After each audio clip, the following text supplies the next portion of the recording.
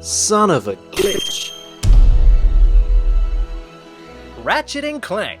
A beautiful reimagining of a classic PS2 platformer, Ratchet & Clank is all kinds of fun. It's also a lot of fun for a few other reasons. Glitches. This game is full of out-of-bounds exploits as well as some other kinds of glitches. So with that being said, let's kick things off on Veldin, where you're able to reach the top of the huge garage. For this glitch, you'll need the helipack, which will give you a lot of height, so trying this with a jetpack won't work. A lot of the geometry for buildings, rocks, and other such things in the game have solid edges where you wouldn't expect them. Knowing where to jump and using the added height from the helipack, you can make your way to the top of the garage, something you're not supposed to be able to do, and yet it's not exactly difficult. Once you're up here, you can venture beyond the boundaries of the area, making your way to the supposed edges of Veldin. Of course, the illusion of a whole planet is completely broken by this point, but still, even when you're really far out, these ledges are still solid. This is a common theme of the out-of-bounds glitches in the game, and something I've never come across in glitches before of a similar nature. Usually, outside of the intended gameplay areas, this would just be a backdrop. You'd fall through it, and you'd certainly not be able to run around on it. But as you'll see as we go through this episode, somebody overdid it on the collision programming. On Novalis, you can easily get out of bounds using the helipack once again. You can jump across these rocks, which a lot of them have flat surfaces you can land on. This means you can scale them to reach the top, and here you can head either left or right to explore parts of Novalis. Just like before, 90% of things are solid even though you really shouldn't be running around here. Even more interesting is you'll be able to do something really cool if you drop down to this section of water below. You'll need the O2 mask for this glitch to avoid drowning, but basically dive under the water and then swim beyond its boundaries and then upwards. The game will still think you're underwater despite the fact that you're above its surface, as it never expects you to exit the water from the sides. This means you can swim above Novalis, which is a really strange experience. However, if you swim too closely to the ground, or at least to a certain height, everything will return to normal. And you can do the exact same thing in Alero City. In this section next to the Trespasser lock, you can use the jetpack to glide down to some water underneath the stage. Once again, swimming beyond the boundaries of this water will enable you to swim around the city for as long as you can handle seeing this. Why not have a swim through a train at the station? Because that's normal. Here's a fun glitch with one of the most unique weapons in the game, the Pixeliser. Just before you reach the plumber on Novalis, switch to the Pixeliser and then fire it at him as the door opens and you trigger the cutscene. You'll now see a pixelated version of the plumber while the regular plumber is on screen at the same time. The coolest thing about this is even after the cutscenes have ended, the pixelated plumber is still there. However, this glitch doesn't happen with every cutscene like this. Sadly, the NPC you shoot the Pixeliser at usually just snaps back to normal once the cutscene gets going. On Aridia, you can get out of bounds on this island section after using the swing shot. This wall has small ledges that can be used to climb upwards, and from there you can make use of the flat surfaces at the top of the stage. These provide the means of getting to places you shouldn't be able to. You can also take advantage of the fact that when Ratchet gets hurt, he usually shoots directly upwards, and this can put you on even higher ledges. Now you're all the way at the top of this structure, you can negotiate these platforms to reach the very top of Aridia. On this dome, you can see that cutscene triggers are hidden up here, which is kind of interesting to see their naming conventions and that you can activate them at any time. From up here, you can reach another pool of water below where you can do the same swimming glitch as seen before. You kinda have to drop off the edge of the water and land inside it, then you can exit through an opening ahead to get to the main part of Aridia. This way, you can now mess with these land sharks who won't be able to get you. Oh snap! On Nebula G34, in Clank's section, grab this Gadgetbot and carry it over to the other side of this entrance. Now use its spring ability to reach the top of the entrance and then make your way around the edges of this structure. If you then jump to the far left and mash the triangle button really quickly, you should be able to trigger the initial cutscene for Clank's section. But things aren't exactly as they should be.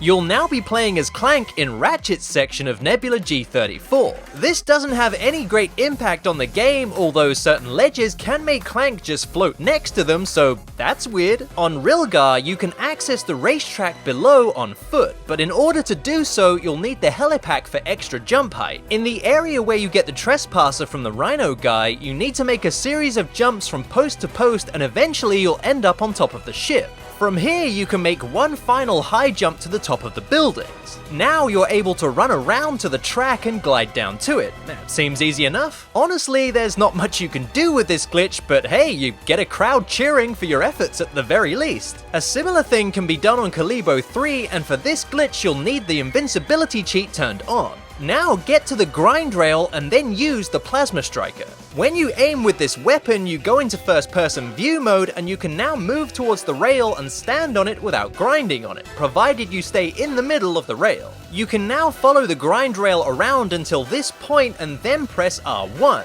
You'll now be able to glide down to the track, although certain parts of it will still kill you, so land here to be on the safe side. Like the Rilgar racetrack, there's nothing to be gained from doing this out of bounds, it's just cool to break the rules, I guess. Batalia has one of the weirdest glitches in the game. As you meet Cora, run around to the left behind this building, and for some reason when you reach these rocks, you'll trigger a glitched version of a cutscene later in the stage. Everything turns just a little bit blue. When the cutscene ends, Cora will freak out and go flying into the wall and get stuck. If you die after this, the cutscene will play out again, but Cora seems to have taken leave of her body. We got ourselves a floating head. Well, the front part at least. The cool thing about this glitch though is that you can now go straight to the defense cannon, and this skips pretty much the entire planet. Another side effect of this glitch is that it'll make Clank invisible and also any weapon you were holding invisible too, so now Ratchet looks ridiculous when he glides or moves around. I like it. Is it just me, or do the enemies in this game get stuck? Like, a lot. Seemed like just in regular gameplay, not even looking for glitches, enemies were just getting randomly stuck inside walls, or being caught in the floor, or even inside objects. Pretty funny really, but at the same time, like, why? I guess with the amount of enemies in the game, something was bound to go wrong, huh? Heading to Pokitaru now, and another out of bounds that's really easy to pull off. If you go to the island with the raritanium and then face out this way, dive into the ocean and swim all the way to the bottom, continuing to head in that direction. Usually, if you swim out too far, you'll eventually get eaten by one of these guys, but in this instance, they seem to get stuck on the rocks and this lets you swim out of bounds. If you continue swimming in this direction for around 5 minutes, you'll eventually reach the edge of the ocean, and from here you can perform the swimming glitch yet again. Exploring the surrounding islands, you'll also find these to be solid. Like, I don't get it. You're never supposed to be here, so why is it they have collision programmed? Like, this game makes no sense, but it's kinda cool at the same time. Just like on Novalis, swimming too close to the gameplay area results in you coming back down to Earth where normality resumes. Quartz has one of the most useful out of bounds skips in the game. Once Cora activates the bridge and you reach the main section of Quartz, using the helipack, jump to a ledge above the second structural column.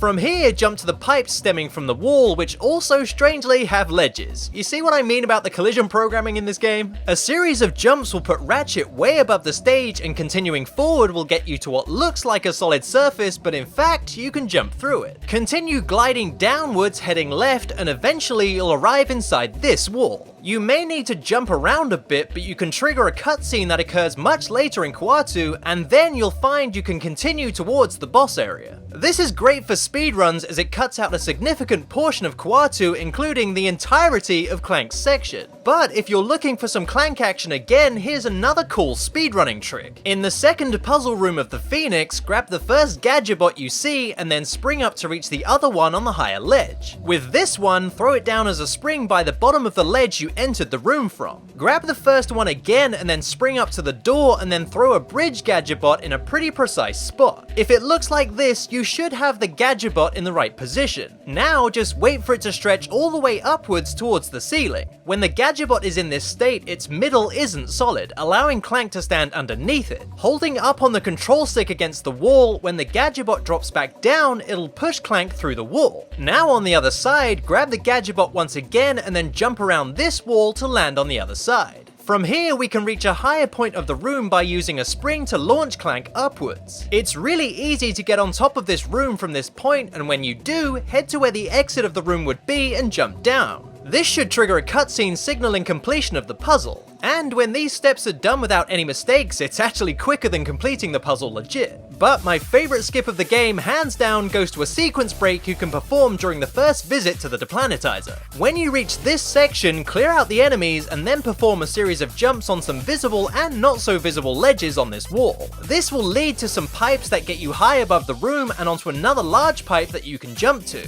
From here, you need to jump onto this rim on the pipe that you can stand on, and now the tricky part. You need to jump from this rim to a gap between this metal platform and the ceiling. Ratchet will take damage from this situation, but guide him to this angled platform which he can easily run on. You'll now be able to get on the other side of this barrier that prevents you from reaching the gravity stabilizer the first time you go to the Deplanitizer. Take out the enemies that now appear, and then once they're disposed of, fire wildly at the entrance to the gravity stabilizer corridor. This will kill 2 enemies on the other side of the door and trigger the next objective, disabling the gravity stabilizer. When this appears on screen, you can then die to restart the next checkpoint, which just happens to be heading towards the final bosses. This is a huge sequence break, skipping a visit to Kalebo 3 and using the hollow guys that you get to infiltrate the Deplanitizer the second time round. All in all, it's a big chunk of the later part of the game, so clearly it's amazing for a speedrun. Ratchet & Clank is a great reimagining of a classic game, and I had a lot of fun playing through it. And though the glitches are actually fairly light, what it does have is some really fun out of bounds stuff and some decent skips. If you're having trouble with some of the glitches, they're all really easy to perform, but some have been patched. So if you want to try them all out, I'd suggest reverting the game back to version 1.01 before the update. But there you have it guys, some fun and interesting glitches you can try out in Ratchet & Clank.